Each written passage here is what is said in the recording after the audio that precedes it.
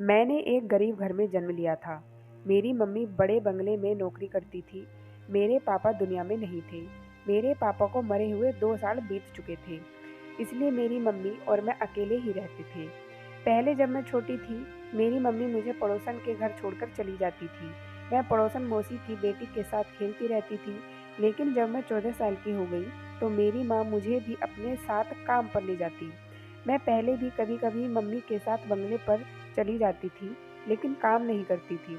लेकिन आज यहाँ मेरी मम्मी मुझे लेकर गई थी, वह बंगला कोई और ही था।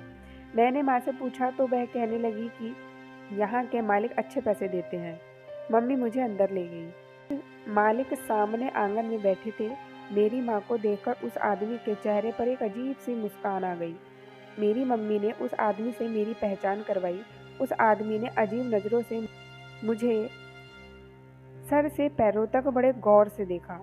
मुझे उसका ऐसा देखना अच्छा नहीं लगा था। मम्मी ने कहा कि आज के बाद से मेरी बेटी भी काम पर आया करेगी। वह कहने लगे, यह तो तुमने बहुत अच्छा किया। मेरी मम्मी ने मुझे झाड़ू पकड़ाया और कहने लगी, तुम पूरे बंगले का झाड़ू पोछा लगा लो। इसके बाद किचन साफ कर देना, फिर मैं तुम्हें दूसरा काम बताती हूँ।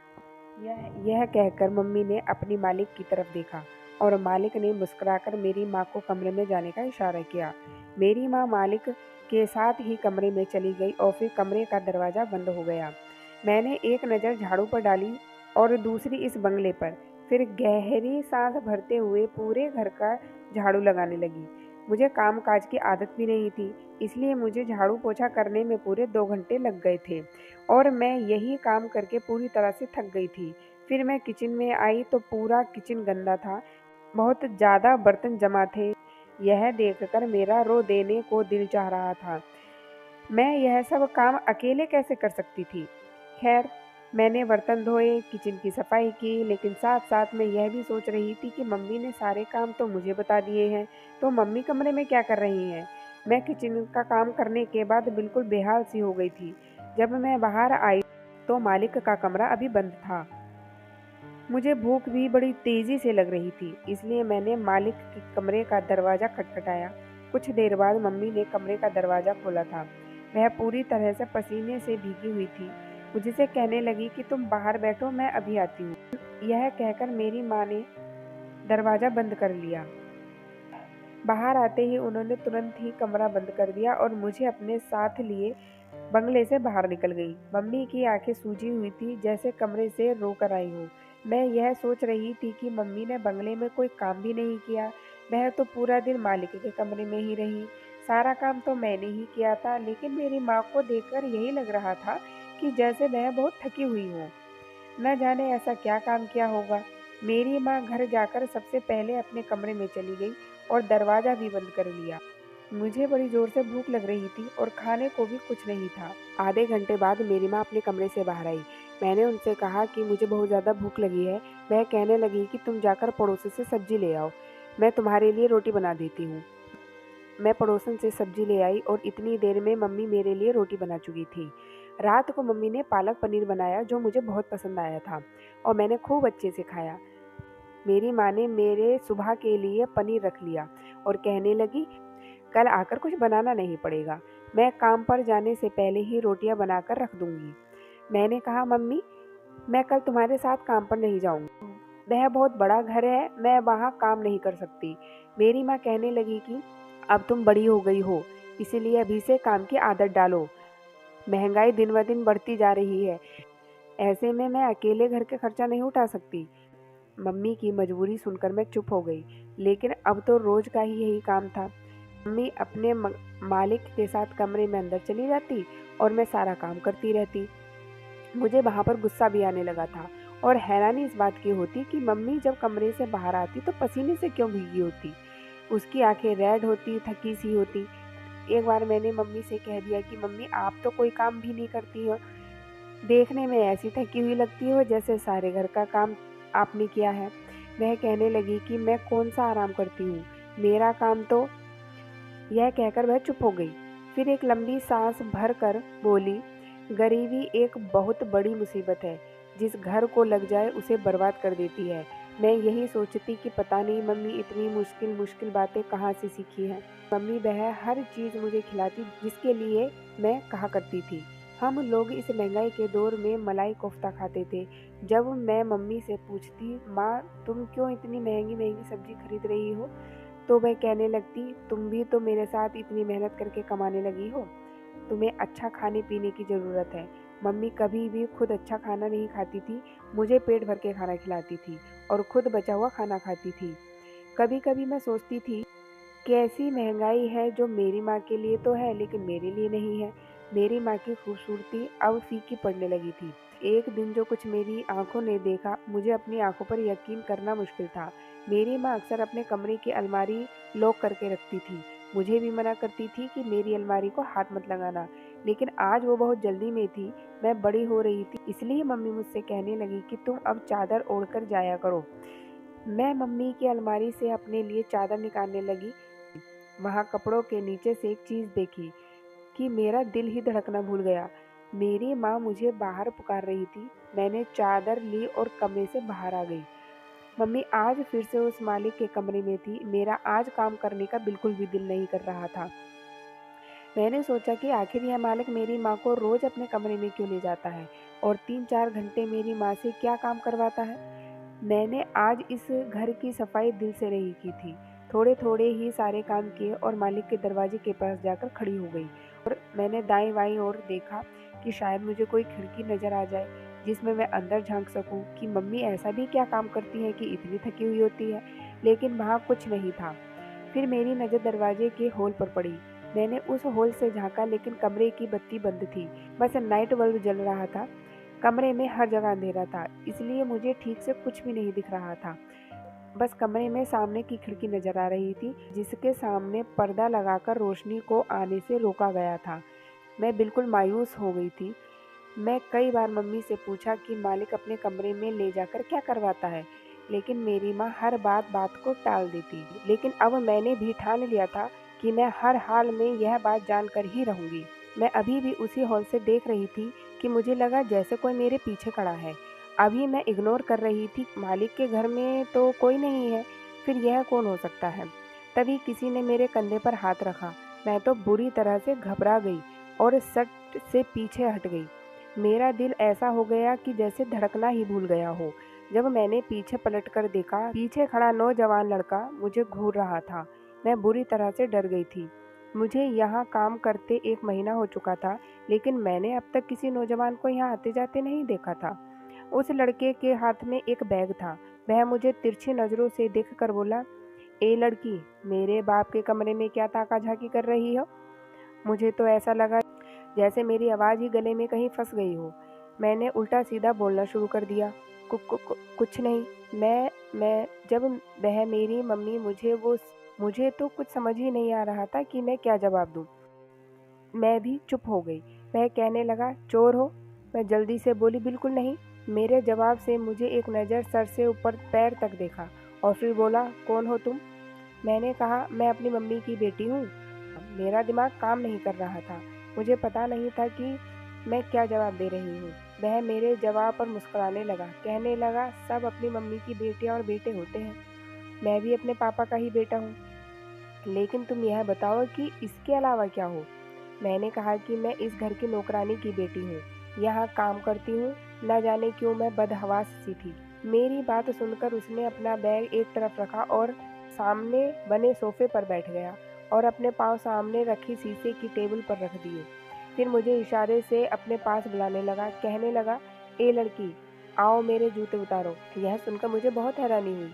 मैं एक नौकरानी की बेटी तो थी, लेकिन ऐसा काम कभी नहीं कर सकती थी। मैंने साफ साफ इनकार कर दिया, मैं ऐसा काम नहीं करती। मेरी बात सुनकर वह बोला, अच्छा, पापा के कमरे में ताका झाकी करती हो और काम नहीं करती। बात सुनो मेरी, अगर मैंने तुम्हारी हरकत अपने पापा को बता दी तो वह तुम्हें अभी के अभी नौकरी से निकाल देंगे। यह सुनकर तो मेरे होश उड़ने लगे। मैंने कहा, आप ऐसा कुछ मत कहना, मेरी मम्मी मुझे बहुत मारेगी। मेरी बात सुनकर वह मुझसे कुछ नहीं बोला, बस अपने पैरों में पहने जूते की तरफ इशारा करने लगा। मैं बेबसी से इसके पास पहुंची थी। वो एक 16-17 साल का लड़का था। शक्ल भी उस मालिक से ही मिलती थी। लेकिन था बहुत घमंडी किस्म का। मैं उसके पास रखी शीशे के टेबल के पास बैठ गई और उसके जूते उतारने लगी। मैंने जब उसके जूते उतार कर एक तरफ रख दी, वह मुझसे एक गिलास पानी मांगने लगा। मैं किचन में आ गई, पहले अपने हाथ अच्छी तरह से धोए, फिर उस लड़के को पानी दिया। इतने में कमरे का दरवाज़ा खुल चुका था। वह मालिक अपने बेटे को देखकर बेहद खुश था। वह हॉस्टल में रहता था, यहाँ कुछ दिन की छुट्टी बिताने आया था। मेरी माँ अभी थकी-थकी सी पसीने से भीगी हुई थी। वो लड़का शायद मेरी माँ को जानता था। उन्हें देखकर नमस्ते करने लगा। मेरी माँ ने भी उन्हें नमस्ते का जवाब दिया और फिर मम्मी ने वापस की इजाज़त मांगी और मुझे अपने साथ लिए वह बंगले से बाहर निकल गई। अगले दिन जब मम्मी के साथ काम पर गई तो वह लड़का नाश्ता कर रहा था। मेरी माँ फिर से मालिक के कमरे में जा चुकी थी। मैं बंगले की साफ सफाई में लग गई थी। वह लड़का एकदम मुझे ही देखे जा रहा था। मैंने भी खूबसूरती अपनी माँ जैसी ही पाई थी। मेरी उम्र 14 साल थी। मैं जब उस लड़के के कमरे में साफ सफाई के लिए गई तो वह मेरे पीछे कमरे में आ गया। मुझे हैरत उस वक्त हुई जब उसने कमरे का दरवाज़ा बंद कर दिया। मेरा दिल डर के मारे कांप कर रह गया। वह मुझे बड़ी अजीब सी नज़रों से देख रहा था। मेरे पास आ गया। मैं फ़ौरन पीछे हटी और कमरे के दरवाजे की तरफ बढ़ने लगी, लेकिन इससे पहले वह उस दरवाजे के पास पहुंच गया था। मेरी जान ही निकल गई थी जब उसने कमरे के दरवाजे की कुंडी लगा दी और अपने कदम मेरी तरफ बढ़ाने लगा। मैंने कहा, कल तुम उस कमरे में झांक कर क्या देखने की कोशिश कर रही थी? एक एक कदम मेरी तरफ बढ़ाते हुए पूछ रहा था। मैंने कहा, मुझे बाहर जाना है। आपने दरवाज़ा क्यों बंद किया है? वह मेरी बात को नज़रअंदाज करते हुए मुझे बड़े गौर से देखे जा रहा था। उसकी तेज़ नज़रों से मेरे पूरे शरीर में सनसनी सी दौड़ गई थी। तुम्हें बहुत शौक है ना दूसरों के कमरे में ताक झाँक करके देखने का कि वहाँ क्या हो रहा है? और वह हंसने लगा, कहने लगा, मैं तुम्हें बताऊं कि बंद कमरे के पीछे क्या होता है? इसकी बात से मेरे शरीर में गुस्से की लहर दौड़ गई थी। इससे पहले कि वह मेरे पास आता, मैंने मम्मी मम्मी चिल्लाना शुरू कर दिया, लेकिन वह जोर से मेरे मुंह पर हाथ रख दिया और कहने लगा, अगर शोर मचाया तो तुम्हारा गला दबा दूंगा। यह कहकर उसने मेरे मुंह से हाथ हटाया और कमरे का दरवाज़ा भी खोल दिया। मैं कमरे के बाहर निकल गई। उस लड़के ने अपने कमरे का दरवाज़ा तेज़ी से बंद कर लिया। मैं इस तरह परेशान सी रोने लगी थी। मैं सोच चुकी थी कि अब यहाँ काम करने नहीं आऊँगी। मैंने बाकी का काम रोते-रोते किया। मम्मी जैसे ही मालिक के कमरे से बाहर निकली, मुझे रोता देख परेशान हो गई। मुझसे रोने की वजह पूछने लगी। मैं उस वक्त मालिक के सामने कुछ नहीं बोली। मैंने कहा, मेरे सर में बहुत दर्द हो रहा है। मैं पूरे रास्ते रोती रही। मेरी मम्मी मुझे घर की बजाय डॉक्टर के क्लिनिक ले जाने लगी, लेकिन मैंने मना कर दिया। घर जाकर मैं मम्मी के साथ लगकर फूट-फूट कर रोने लगी और उस लड़के की बातें भी बता दी। मेरी माँ बहुत ज़्यादा परेशान हो गई थी। मैंने कहा, मम्मी मुझे उस बंगले में काम करने नहीं जाना है। मेरी माँ ने मुझे चुप करवाया और कहा, कल से वह अकेली ही जाया करेगी। अगले दिन मैं घर पर ही रही थी, लेकिन उस दिन जब मम्मी घर पर आई, उसका चेहरा रेड हो गया था। वह बहुत ज़्यादा थकी हुई थी। आते ही बिछी चारपाई पर लेट गई। जब मैंने मम्मी को छूकर देखा तो वह बुखार से तप रही थी। मैंने जल्दी से मम्मी को पानी पिलाया, खाना खिलाया, घर पर रखी बुखार की दवाई दी। रात भर मैं मम्मी का सर दबाती रही। उसे अभी भी तेज बुखार था। वह नींद में भी हाय हाय कर रही थी। मेरे पास रिश्ते के नाम पर सिर्फ मेरी मम्मी ही तो थी। अगर उसे भी कुछ हो जाता तो मैं कैसे जी सकती थी? सुबह तक मम्मी का बुखार तो काफ़ी कम हो गया था, लेकिन थकावट बहुत ज़्यादा थी। इसके बावजूद वह मालिक के घर जाने को तैयार थी। मैंने माँ से कहा कि वह आज छुट्टी कर ले, लेकिन वह कहने लगी, छुट्टी नहीं कर सकती, वरना नौकरी छूट जाएगी। मैंने कहा, तो ठीक है, आज मैं अकेली काम पर चली जाती हूँ। मेरी बात सुनकर मम्मी की रंगत उड़ गई थी। कहने लगी, नहीं, मैं तुम्हें अकेले कभी नहीं भेज सकती। इस बार मम्मी के साथ मैं भी उस बंगले में चली गई, लेकिन मम्मी की तबीयत ठीक नहीं थी। वह पहुंचकर बिल्कुल बेहाल सी हो चुकी थी। मैंने उनसे कहा कि वह एक जगह बैठ जाए, मैं सारे काम खुद कर लूँगी। वह ज़मीन के एक कोने में बैठ गई। आज उस मालिक का बेटा मुझे कहीं भी नज़र नहीं आया था। शायद वापस हॉस्टल जा चुका था। मैंने पूरे घर की सफाई की। मम्मी एक कोने में बेहाल सी लेटी थी। जब सारे काम खत्म हो गए तो वह मालिक कहने लगा, तुम्हारी माँ तो बहुत बीमार है, इसके हिस्से का काम कौन करेगा? यह सुनकर मुझे उस मालिक पर गुस्सा आने लगा, अफसोस भी होने लगा। मैंने कहा, मेरी माँ बीमार है। वह कहने लगा, मैं कुछ नहीं जानता, मुझे अपना काम पूरा करवाना है। तुम्हारी माँ से नहीं होता तो तुम करो। मैंने हामी भर ली। राज तो मुझे भी जानना था कि वह मालिक घंटों मेरी माँ से क्या काम करवाता है, जो मेरी माँ की अलमारी में हजारों के कई नोट पड़े रहते हैं। लेकिन जैसे ही मैं मालिक के कमरे में जाने लगी, मेरी माँ मुझ पर चिल्लाने लगी, कहने लगी, तुम अंदर नहीं जाओगी। शायद मेरी मम्मी पास में ही थी, इसलिए मेरी और मालिक के बीच की बातें सुन ली थी, इसलिए इतने तेज बुखार में भी बोल पड़ी थी। बहुत मुश्किल से वह उठी और मुझे लेकर बाहर आ गई। शाम को मैं अपनी मम्मी को डॉक्टर के पास ले गई। अगले दिन मेरी मम्मी गहरी नींद में सो रही थी। मैं चुपके से घर से बाहर निकल गई। जब अब तो मैं सोच में पड़ गई थी कि मुझे भी मालूम हो कि बंद कमरे के पीछे क्या राज है। मैं इस बार अकेली बंगले में चली गई। वह मालिक मुझे अकेला देखकर मेरी माँ के बारे में पूछने लगा। मैंने कहा उनकी तबीयत ठीक नहीं है। पहले तो उस मालिक ने मुझसे सारे घर का काम करवाया और फिर उसके बाद कहने लगा कि मैं वह काम करूं जो मेरी माँ करती थी। वह मुझे उससे डबल पैसे देगा जितना मेरी माँ को देता था। मैं उसकी बात मान गई। उस वक्त मुझे पैसे नहीं चाहिए था, बस यह जानने में दिलचस्पी थी कि वह मेरी माँ से क्या काम करवाता है, कि जब कमरे से बाहर आती है तो वो थकी थकी होती है। मैं जब उस मालिक के कमरे में गई तो पूरे कमरे में अंधेरा छाया हुआ था। उस मालिक ने एक नाइट बल्ब ऑन किया और खुद वॉशरूम में चला गया। मैं धड़कते दिल के साथ उस कमरे के बेड पर बैठ गई। कुछ देर बाद जब वो मालिक वॉशरूम से बाहर आया तो उसने रात का कपड़ा पहन रखा था।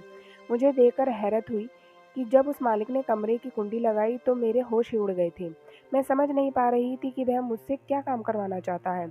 मैं खड़ी हो गई, लेकिन इतनी देर में वो मेरे पास पहुंच गया था। फिर उसने मेरे हाथ में नीम के तेल की शीशी पकड़ा दी। कहने लगा कि मैं इसकी मसाज करूं, और बिना रुके मुझे उसकी मसाज करनी थी। वह एक मोटा सा आदमी था और उसके शरीर में खुजली की शिकायत रहती थी। वह हर रोज मेरी माँ से 3-4 घंटे लगातार मालिश करवाता था। वह कहने लगा, मैं तुम्हारी माँ को अपनी बहन मानता हूँ और मैं इस बीमारी के बारे में किसी और को नहीं बता सकता। मेरी माँ थकान से बेहाल सी हो जाती थी और कभी कभी थकान से रोने लगती कि गरीबी भी इंसान से किस कदर थका कर रख देती है। लगातार 2 घंटे इस आदमी की मसाज करने के बाद मैं आज खुद पसीने से भीग चुकी थी। उस आदमी ने अपना पर्स से मुझे 2000 रुपये निकाल कर दिए। कहने लगा, यह बीमारी मेरी बहुत बड़ी मजबूरी बन चुकी है। इस नीम में कुछ खास जड़ी बूटियां हैं। इसकी मालिश के बाद मैं कुछ ठीक महसूस करता हूँ, वरना खुजली से मेरी चीखें निकल जाती हैं। फिर कहने लगे, मुझे तुम्हारी माँ ने बताया था कि मेरे बेटे ने तुम्हारे साथ बदतमीजी की थी। मैंने उसे इस बात पर बहुत डांटा था और तुमसे भी माफ़ी मांगता हूँ। आगे वह तुम्हें कुछ नहीं कहेगा। मैंने उससे कोई जवाब नहीं दिया और कमरे का दरवाज़ा खोलकर बाहर निकल गई। मुझे मेरी माँ के बारे में हर सवाल का जवाब मिल चुका था। मैं जितना भी अपनी माँ की इज्जत करती उतना ही कम थी। मेरे लिए वह एक महान औरत थी। न जाने मैंने क्यों उसकी शराफत को शक की नज़र से देखा। हर बंद दरवाजे के पीछे सिर्फ पाप नहीं होते। यह बात अब मुझे अच्छी तरह से समझ आ गई थी। धन्यवाद दोस्तों। उम्मीद करती हूँ आपको कहानी पसंद आई होगी। दोस्तों, आपको किस तरह की कहानी सुनना चाहते हैं प्लीज़ कमेंट बॉक्स में ज़रूर बताएं। दोस्तों, मेरा आपसे विनम्र निवेदन है कि मेरे चैनल को सब्सक्राइब कर मुझे सपोर्ट करें। थैंक यू दोस्तों।